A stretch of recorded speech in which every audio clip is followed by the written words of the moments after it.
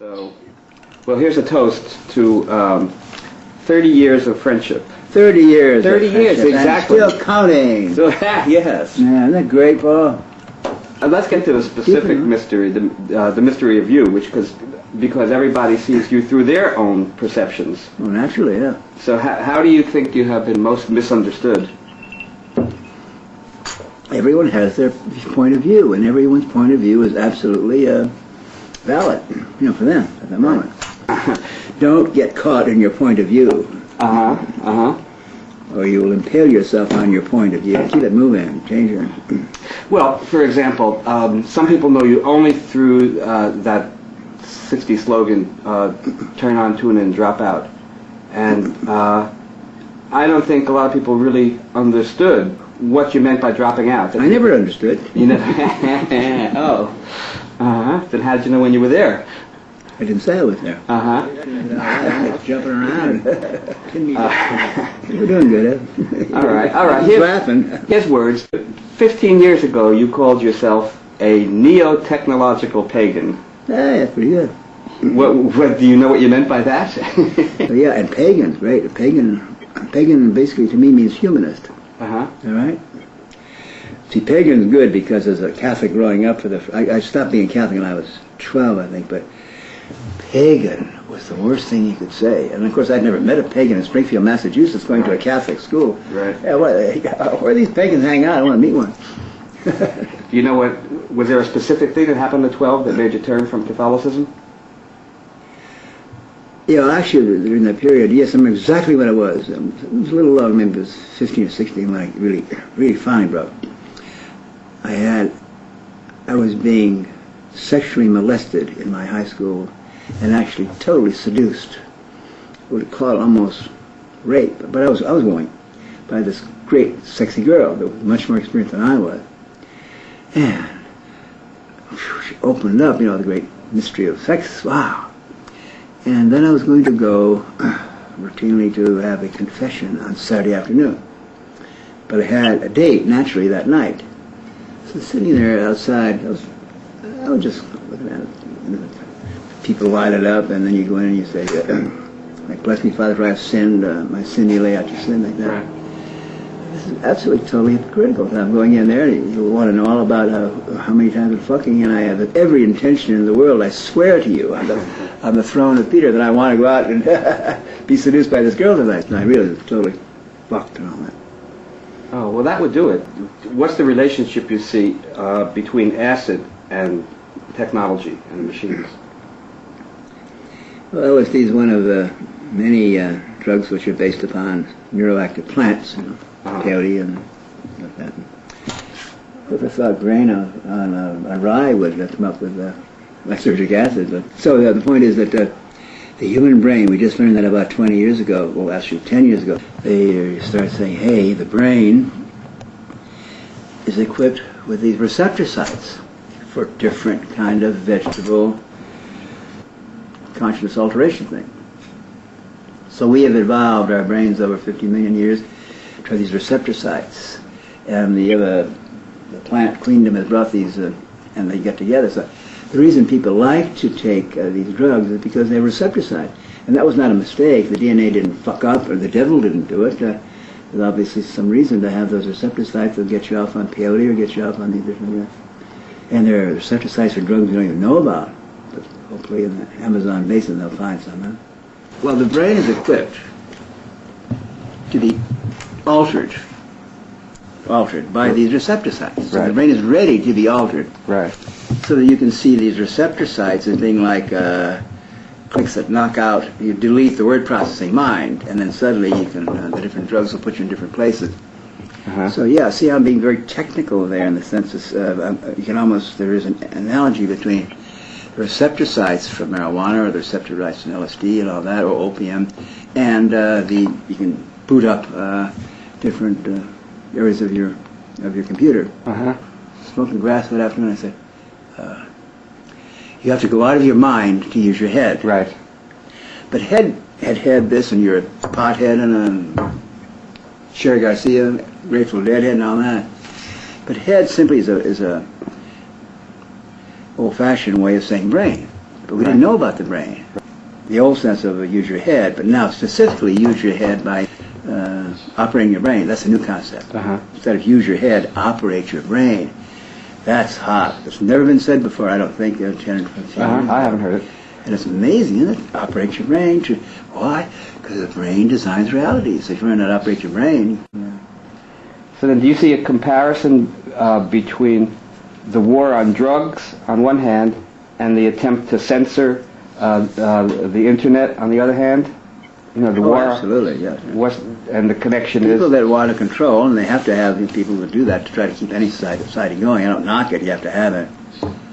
But, sure, they're always against anything that gives the power to change reality to the individual, particularly groups of individuals. Well, you can't have that happening. So sure. My theory is that these UFO sightings and all of the people who claim to have been abducted by aliens, that this is really just a cover-up for secret government experiments in mind control. That's my theory. Well, that's a very popular theory. Oh, I better change it then. I get like 10 mimeograph letters a day from UFOs and government, yeah. Boy, that government is really fucking busy and clever to do all that stuff. Wow. They are, I know. I'm convinced about UFOs. I'm glad that people are doing this because at least they're doing something on their own. Yeah, it's no more, no matter what.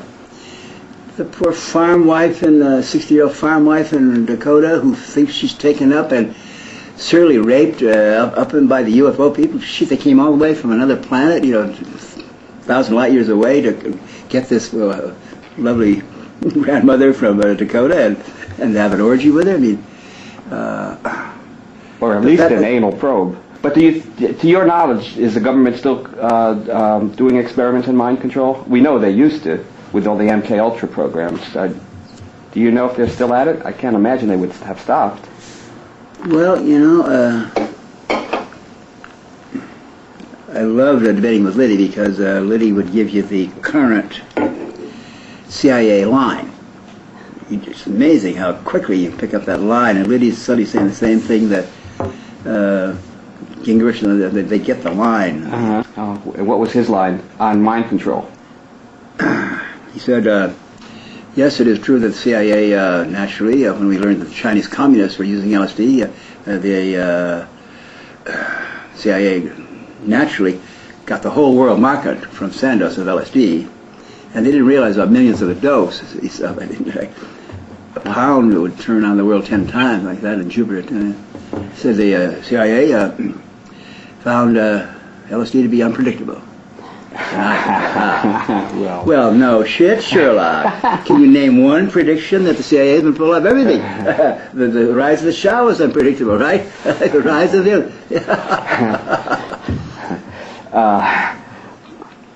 Well, by the way, what did you think of Liddy getting a First Amendment award from the National Association of Radio Talk Show Hosts because he said that if the ATF comes after you, they're wearing bulletproof vests, so you should aim for the head or the groin. That's pure Liddy. Pure Liddy, it was. Pure Liddy. He's really basically a romantic comedian. That when you were debating him, that if you had listened to his advice when he had the midnight raid on Millbrook, then you would have been on stage debating yourself. He was a government agent entering my bedroom at midnight. I had every right to shoot him. Right, that's what I mean.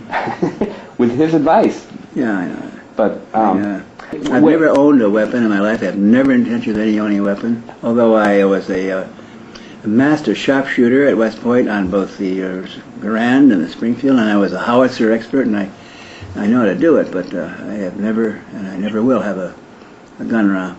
But when you escaped from prison, you were making statements about it's better to shoot a cop than to save a tree, or something to that. Did I say that? Something like that. Yeah. I also said I'm armed and dangerous, and that was taken directly from Angela Davis. Yeah, and I was armed and dangerous. I thought it was just funny to say that. I thought it was the party line from the Weather Underground.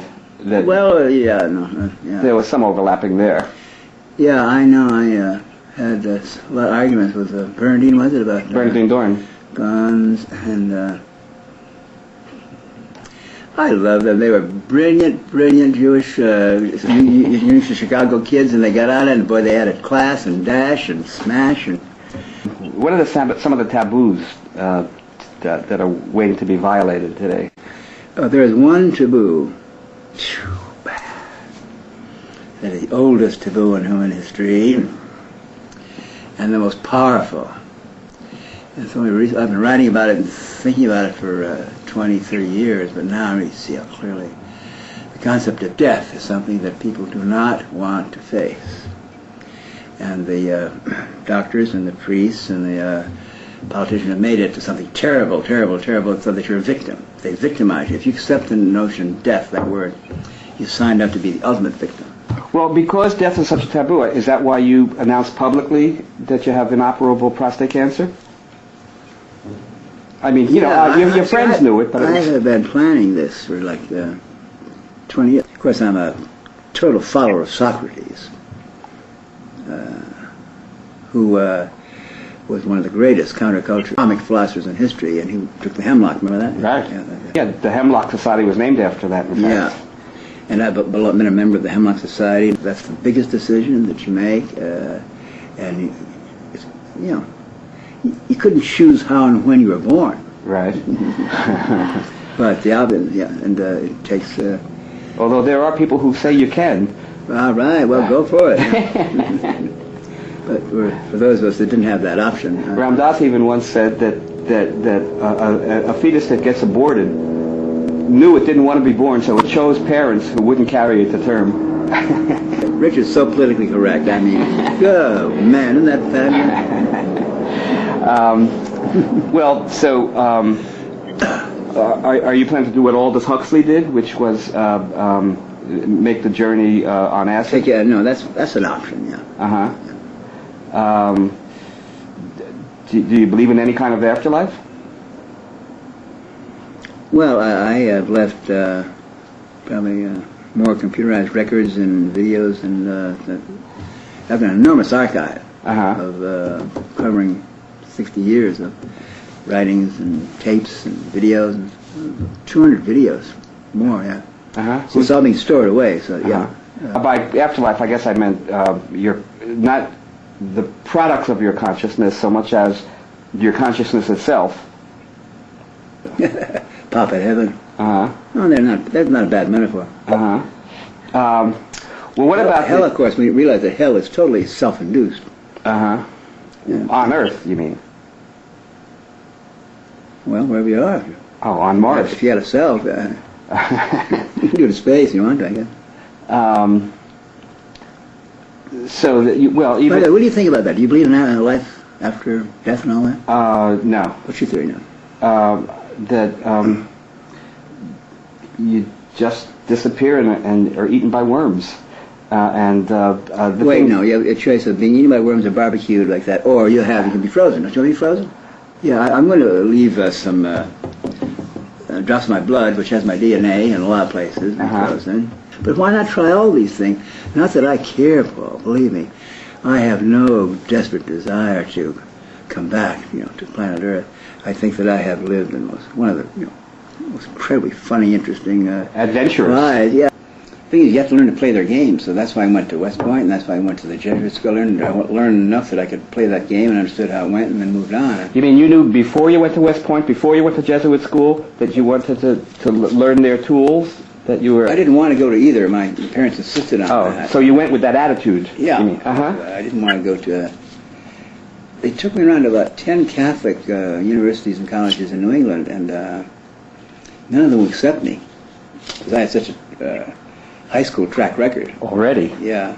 I was the editor of the newspaper in high school, and I made it a scandal sheet exposing But I had a great uncle who was a big shot in the Catholic Church. He was educated in the Vatican. He pulled some strings, so I got into a Jesuit school. So I just watched it very fascinated.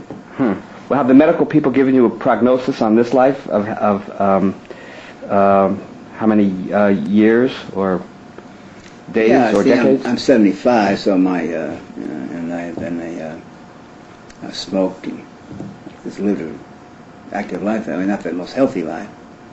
So my prognosis would be like 2 to 5 years. Uh-huh. Yeah, but she's I'll be 80 then. You.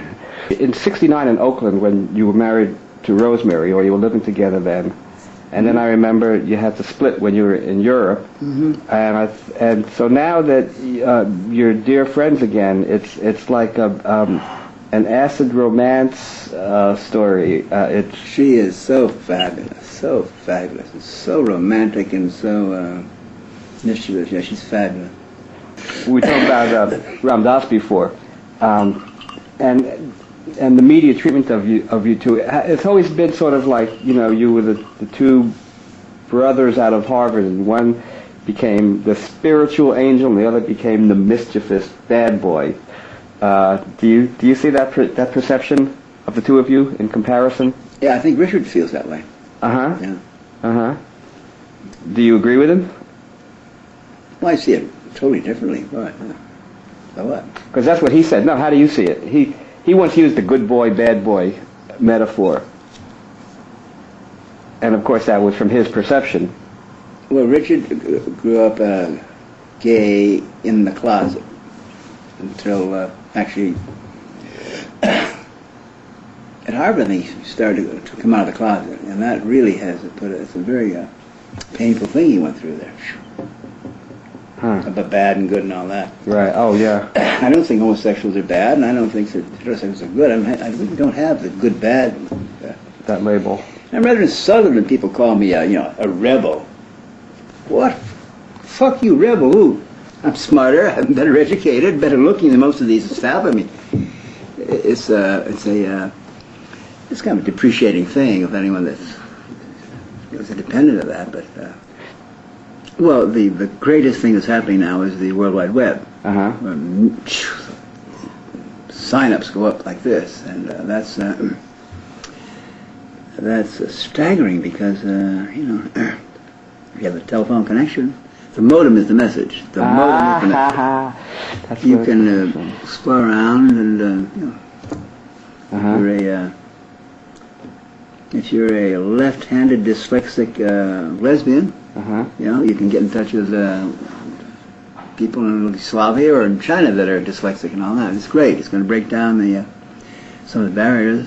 Is there something on the net like death.com or anything? No, it'll be part of my web. It's really going up in about a week or two, yeah. All right. I think that's a good idea. You've got a big thing about dying, yeah. Yeah. You can't believe, Paul. I can believe, but it's wonderful to see it happen. Boy, when I put that thing out about how I'm going to orchestrate and manage and direct my dying as a celebration of a wonderful life instead of like that, that touched a lot. I just went out on a little tour and I met a bunch of people. Middle-aged women. My father went through this whole thing like that. He wanted to die like that. And it's amazing. Of course, Kevorkian is a great pioneer here, although he comes on, he plays the old game that you can't be mad at him because he's victimized himself. See, every picture you see of him, he's on a hunger strike, and they're carrying him out. So he's a pathetic creature. He's not going around saying, "Hey, baby, go with me," But that's the game he's playing, and so the response has been that people were glad to know that they weren't the only ones who thought I'm saying what they've been thinking and but are afraid to say. Exactly. Right. Every day. That's what people think about. Yeah. Okay. I do a workshop at Esalen every year, and we ask people what they want their epitaph to be. What do you think? You write it. Right, your epitaph? Okay. But I want your reaction to my epitaph for you. Here lies Leary. No. Here tells the truth, Timothy Leary. A pioneer of inner space and an Irish leprechaun to the end. You're breaking the Irish leprechaun. You're being racist, God. Racist. Can I be a Jewish leprechaun or that? Irish leprechaun shit. I mean, you asked me to do it. You got a better one? Yeah. All right, here lies Timothy Leary, a Jewish leprechaun. Do it. All right. All right.